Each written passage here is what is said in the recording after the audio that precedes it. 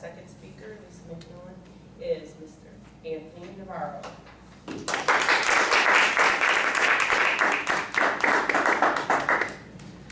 Thank you, Lisa, for a wonderful, convicting speech on letting us know what it is, what we think. I actually had dinner with my pastor yesterday. I actually had some tasty adult beverages with my pastor yesterday. He had asked some probing questions. As you know, my wife is going through cancer, and so he's asking, what am I thinking, how am I feeling? So I actually truly did think seriously on what I've been thinking going through this journey. Are you bitter? Are you upset? Are you angry? Those kinds of things. So what a timely thing to talk about.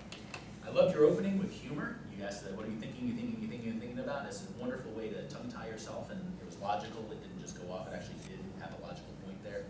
You grabbed us with your questions.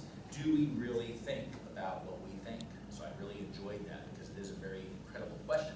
And an amazing piece of trivia that even people in the 1700s were thinking things like this and published a book on it. We think we're only the ones that are modern in this century doing it, but people have been thinking of it for millennia. It fit the theme of the project. Her project was number 3 in the Competent Communicator Manual, get to the point. So she had a point. She had a whole number of outline structure to reinforce that point. So she kept driving it home and driving it home and driving it home. So I think she outstandingly performed the requirements of this project. What I would love to see is, obviously, I think you had your cards, and they were just a little bit distracting because you had so many wonderful gestures you wanted to do, and the cards just held you back. So being an early speech, speech number 3, we're trying to grow into that. I myself have yet to grow into that myself, so I'm speaking to myself when I'm saying, see if you can't find some way to minimize the notes where you can glance at it but you don't need it. Or as I usually do, put something with big bullet points. So I'll have my 5 or 6 or 10 bullets so I can always just glance over and know where I am but not be so reliant on flipping cards. That would really make that effective.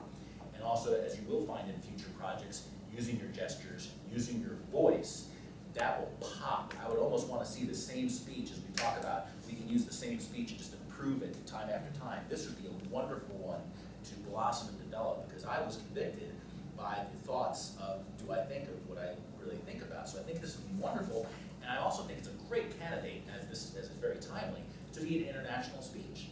So if you can polish this up, where you can own the material and use your gestures, get passionate about it, especially when you talk about certain things, get in it, you can rock. And if you can go to at least an area, I think you probably do very well in this. So I'd love to see that. Thank you for making me think about what I think. And I think I'll hand it over to our evaluator, general evaluator.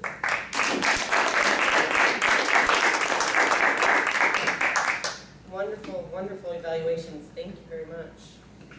We could have just a moment on the clock. Give me a minute on the clock if we have time for that. I don't see the run, so I don't know what it is.